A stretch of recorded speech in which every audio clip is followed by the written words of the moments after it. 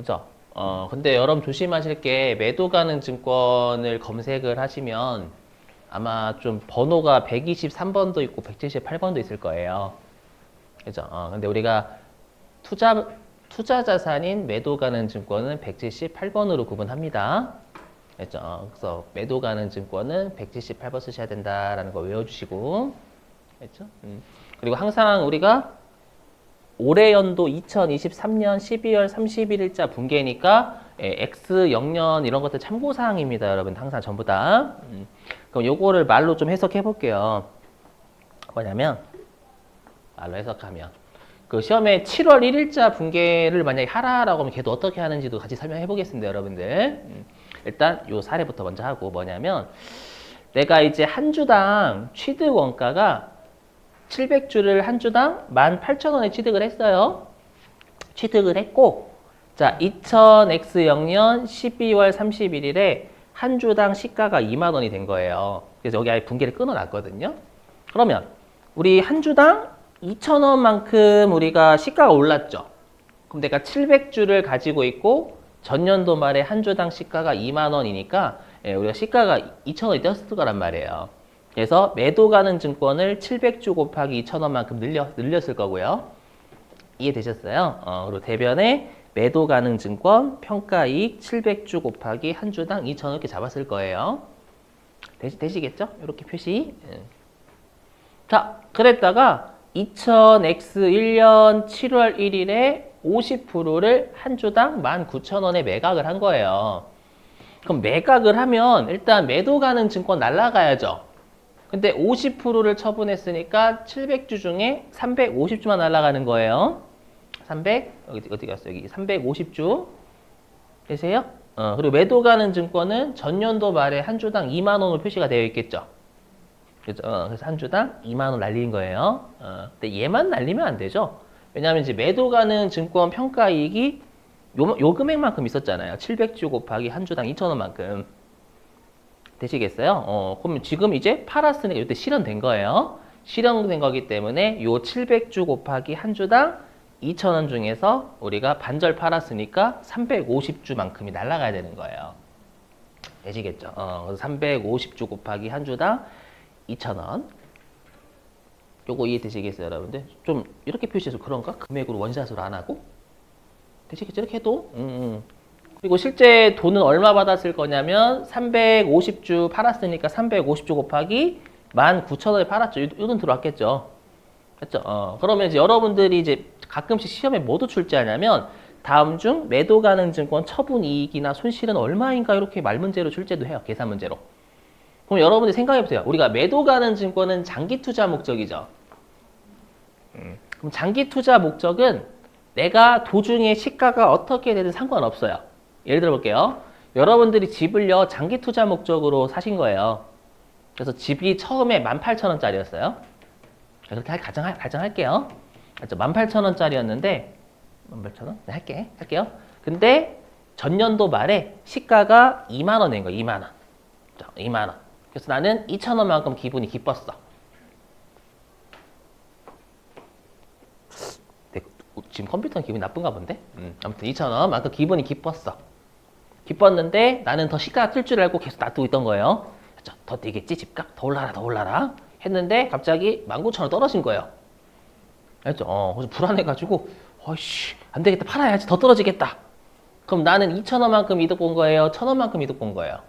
한 주당 1,000원만큼 이득 본 거예요. 그러니까 내가 장기 투자 목적으로 집을 이 사례 말고 이렇게 들어볼게요. 내가 장기 투자 목적으로 집을 50억 주고 샀어요. 근데 갑자기 금리 맞았어. 그래서 금리 여파를 맞아가지고 갑자기 20억으로 떨어졌네. 그래서 기분이 몹시 나빠요. 30억만큼 평가 손실 발생했죠. 하지만 나는 이제 그날을 꿈꾸며 계속 내버려 뒀고, 그렇죠. 그랬다가 이제 실제로 이제 집값이 금리가 이제 내리고 사람들이 갑자기 수요가 높아져가지고 70억에 팔았어요. 그렇죠. 그러면 나 얼마 이득 봤어요? 50억, 20억. 자, 50억 주고 샀는데 20억 시가 됐다가 최종적으로 70억에 팔았어. 장기 투자 목적으로. 얼마 이득 봤어요? 20억. 그렇죠. 20억이지 50억 아닌 거예요. 그렇죠. 50억이다. 마탱이가 좀 갔어. 많이. 와, 20억짜리가 70억에 팔았으니까 나는 50억 이득 봤다. 또라이인가, 또라이? 그렇죠. 50억에 샀던 걸 최종적으로 70억에 판 거죠.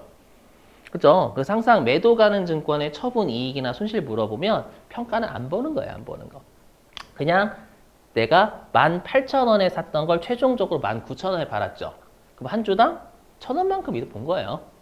350주 팔았으니까 350주 곱하기 1,000원만큼 매도 가는 증권 처분 이익이 나오는 거예요.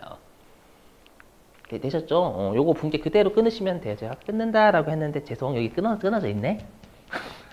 요거 그대로 끊으시면 돼요. 우리는 지금 처분 분께 끊는 거예요. 올해 연도 12월 31일자 끊는 거예요. 어쩌 12월 31일자 끊는 거예요. 그러면 이게 요 뜻이에요. 여기 수정전 재무상태표당 기타 포괄 손익 누계액 있죠? 요게 무슨 말이냐면요. 여기 있네. 뭐냐면 내가 이게 요 금액 있잖아요. 아이고 좀 더러워서 죄송해요, 여러분들. 예. 자, 요게 이제 처분전 잠깐만요. 아이고 아닌데. 죄송해요. 이거 아닙니다. 미쳤나 봐.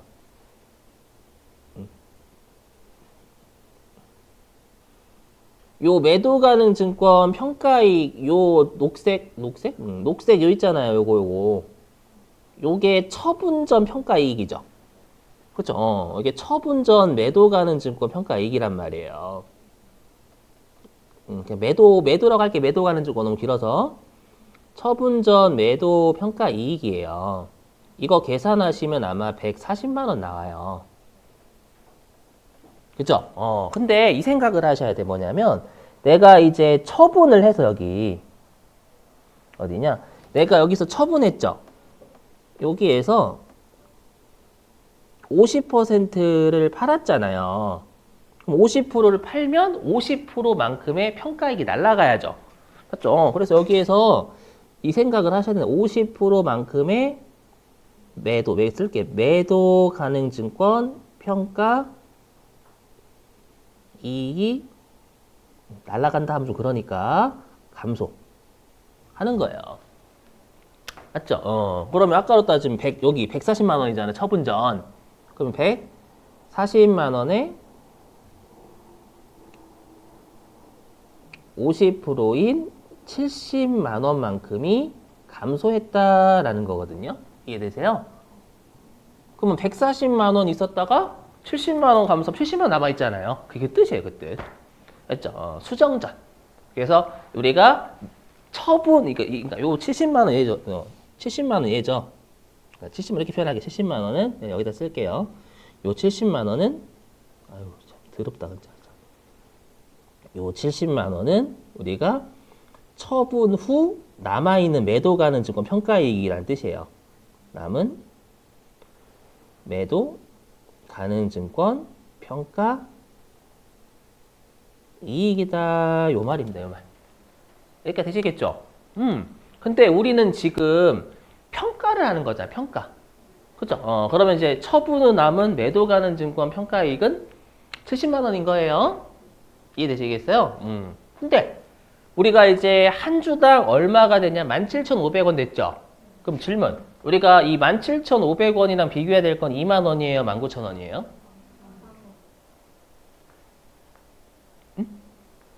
19,000원, 2만 원. 2만 원이죠. 19,000원은 처분가액이잖아. 처분가액. 장부상에는 2만 원으로 기록돼 있어. 2만 원? 2만 원. 처분가액하고 여러분들 이걸 비교해서 이게 남아 있는 것을 평가할 거다. 이건 처분한 거니까 받은 금액이지 남아 있는 게 아닌 거예요. 그럼 한 주당 2만 원 기록돼 있죠. 근데 얘가 이제 어떻게 된 거예요? 여기 처분하고 나서 여기다 쓸게. 아이고. 좀 더럽긴 하다 많이. 그럼 처분 후 매도라고 할게. 매도의 장부 금액 있죠. 반절 팔았으니까 처분 후 매도의 장부 금액은 350주 곱하기 한 주당 2만 원 이렇게 있을 거예요. 이해되세요? 그렇죠? 얘를 한 주당 17,500원 된 분개하세요. 요 말이에요. 오케이? 그럼 그러면 350주 곱하기 2,500원인가요? 그거만큼 평가 손실이 발생할 거예요. 여기 있네. 네. 여기 있잖아요. 여기. 매도 가는 증권 평가 손실은 내가 350주를 가지고 있죠. 가지고 있고 2만 원으로 장부에 여기 2만 원으로 장부에 기록되어 있는 놈이 한 주당 이제 17,500원으로 떨어진 분기하세요 말이 되는 거예요. 됐죠? 그래서 여기 매도 가는 증권 평가 손실은 350주 곱하기 한 주당 2,500원만큼 떨어졌으니까 87만 5천 원만큼이 올해 연도에 매도 가는 증권 평가 손실이 발생하는 거예요. 이해되시는가요? 근데 우리가 매도 가는 증권 평가 이익이 70만 원 이미 존재하죠. 여기 매도 가는 증권 아이고 좀 더럽긴 하다 진짜 많이 더럽네. 여기 매도 가는 증권 평가 이익이 여기 70만 원 존재하잖아요. 얘부터 까고 나머지만 평가 손실 잡는 거죠. 그죠? 그래서 이렇게 하라는 얘기예요. 자, 12월 실제로 이렇게 됩니다, 여러분들. 제가 적어드린 문제가 대부분 였다고요, 다 문제가. 그래서 12월 31일에 대변에 이렇게 대변은 4번입니다요. 4번에 매도 가능 증권 치면 요게 123번 매도 가능 증권이 있고 178번 매도 가능 증권이 있어요. 요 차이 설명 안 해도 되죠? 해요? 해야 되나? 배웠죠, 여러분들? 선생님이 설명해 주실 거예요. 네, 표정 안 좋으시다. 자, 설명할게요. 여러분들 우리 단기 매매 증권은 손익계산서에 영향을 줘요, 안 줘요? 우리 단기 매매 증권 취득할 때 수수료 뭐로 처리해요? 잠깐만. 단기 매매 증권 취득할 때 수수료 뭐로 처리해요? 그렇죠, 비용. 단기 매매 증권이요? 나 무시하지 마요. 나 회계를 가르치는 사람이야. 비용 처리하자, 비용. 깜짝이야. 그러면 안 돼요, 여러분. 큰일 나, 이거 진짜. 비용이잖아요. 비용이면 손익계산서에 영향 줘요, 안 줘요? 안 준다고요? 비용이면 이게 영향 주지. 그러지 마. 자꾸 장난치지 마, 여러분들. 그 다음에 단기 매매 증권 평가 이익이나 손실은 뭐로 처리해요? 얼마나? 그죠? 이것도 영업의 수익이나 영업의 비용 처리하잖아요. 그죠? 그럼 손익계산서에 영향 줘요, 안 줘요? 줘요. 그죠? 근데 나머지 애들은 영향 안 준단 말이에요. 그죠? 그 말은 뭐냐면, 단기 매매 증권에서 다른 곳으로 가거나, 왜냐하면 우리가 목적 같은 게 바뀌면 우리 계정과 원래 재분리해야 되잖아요. 근데 단기 매매 증권에서 다른 곳으로 가거나, 다른 것에서 단기 매매 증권으로 가면 회사가 이익을 조작할 수가 있어요. 왜냐면 단기 매매 증권으로 분류가 되면 손익계산서도 영향을 준다면서요. 이익을 조작할 수 있기 때문에 왔다 갔다 못 하는 거예요. 목적이 바뀌더라도. 그러니까 내가 원래는 장기 투자 목적이었는데 갑자기 자금이 필요해서 일단 1년, 한 달만 참고 팔 거야. 그럼 매도 가는 증권에서 단기 매매 증권으로 원래 재분류하는 거 맞잖아요. 그렇게 안 된다고요. 손익 조작할 수 있으니까. 알죠? 그래서 그때는 유동자산에 매도 가는 증권이 별도로 있어요. 그게 123번이에요. 유동자산. 내가 178번 잡았다. 장기 투자일 때는 178번 매도 가는 증권 잡았다가 내가 이제 1년 내에 팔 목적으로 바뀌면 단기 매매 증권 못 잡으니까 유동자산에 매도 가는 증권을 123번 잡거든요. 갈아 끼우는 거예요. 알죠? 그래서 시험에 말 문제 나와요. 매도 가능 증권은 유동자산으로 분류할 수 있다도 정답입니다. 마찬가지로 만기 보유증권 똑같아. 만기 보유증권도 검색이 되거든요. 여기 124번도 있어요. 그러니까 내가 채권 있죠? 채권을 만기까지 보유할 목적이 있어요. 그 사채가 만기가 3년짜리야. 원래 얘 잡아요. 투자자산. 잡았다가 1년 내에 만기가 도래했네? 그러면 1년 내에 만기가 도래했으니까 단기 매매 증권 잡을 수 있냐? 못 잡는다고요. 왔다 갔다 못해요. 원칙이. 알죠? 그럼 어쩔 수 없이 우리 유동자산의 만기 보유 증권도 다시 분류하는 게 124번이 되는 거예요. 사실 말 문제 유동자산의 만기 보유 증권과 매도 가능 증권이 있다는 표현 맞는 거예요. 알죠? 일단 근데 지금 문제는 문제에서 아예 장기 투자 목적이라 줬죠. 좋기 때문에 요 매도 가는 증권이죠. 매도 가는 증권 178번 잡아요. 금액은 87만 5천 원일 겁니다. 네, 우리가 매도 가는 증권 평가 이익이 70만 원 이미 있잖아요. 그래서 얘 까고 나머지만 매도 가는 증권 평가 손실 이렇게 잡으란 얘기예요. 그렇죠? 그러니까 시험을 좀 어렵게 내는 거죠. 맞죠? 중간에 막 매각해가지고 그 매각한 거를 제외한 남아있는 것과 올해 연도 말에 시가랑 비교해서 회계 처리하세요. 약간 요렇게 해주는 거예요. 그렇죠? 그래서 좀 조심하신다, 여러분들. 좀 그러니까 자꾸 차이 나는 것만 하다 보니까 어휴 더럽게 어렵다 포기. 근데 나중에 기출문제 풀면 회계 1급이나 세무 그때 한 거 보이거든 막 계속. 그러니까 여러분들이 뭐야 이렇게 당황하는 거 갑자기. 알죠? 나중에 이제 기출문제 보시면 진짜 회계 1급하고 세무 2급 때 나오는 게 더 많아요 훨씬.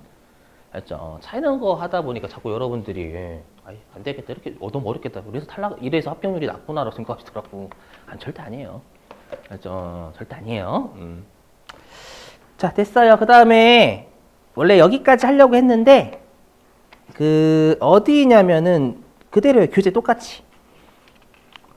그 여러분들이 316페이지 하셨죠 방금. 317페이지의 맨 위에 4번 좀요. 317페이지의 맨 위에 4번.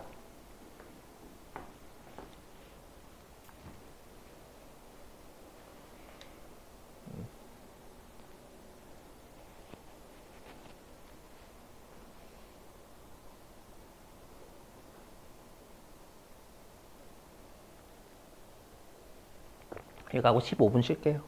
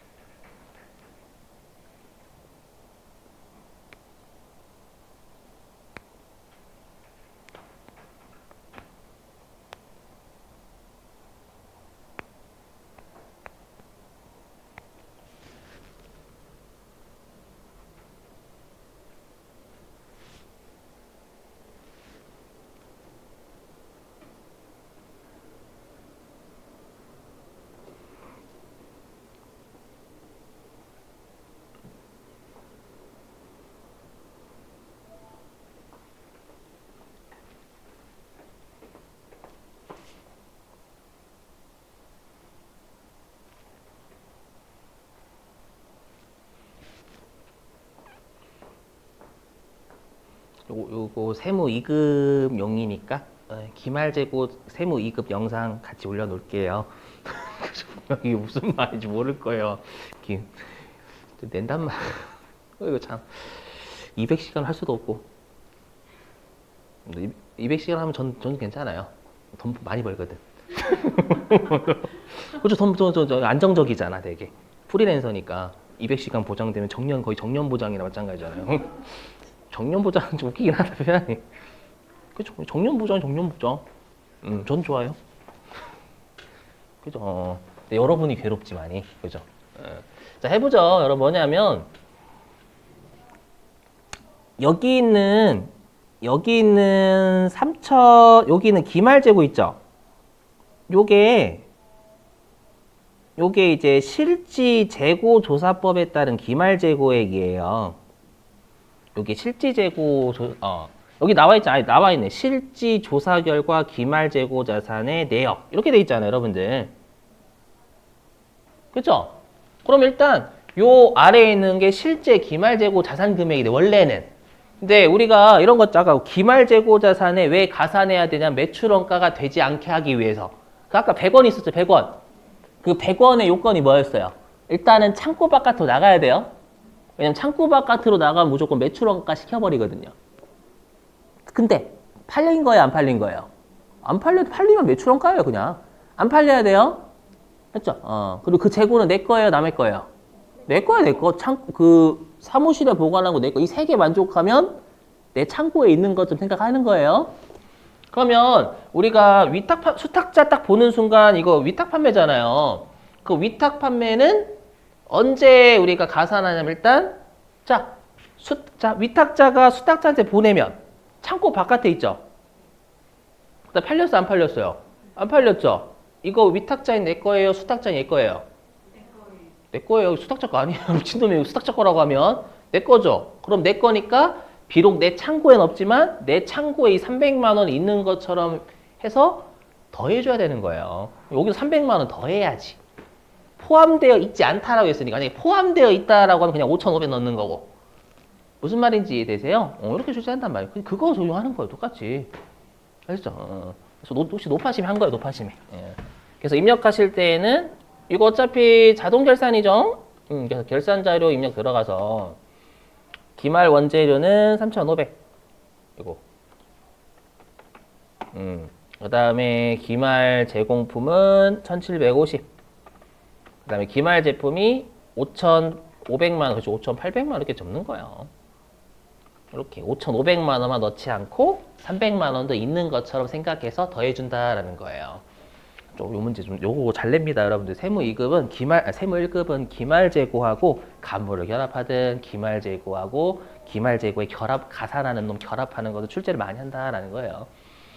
알죠? 근데 제가 페이지를 안 적어드린 건 그건 세무 2급용이라서 안 적은 거고, 제가 항상 회차 적어드리면 주로 세무 1급에서 나오는 것만. 그러니까 기출 문제 많이 풀어보시라는 거예요, 여러분들. 알죠? 자, 됐습니다. 10분 쉬었다가요.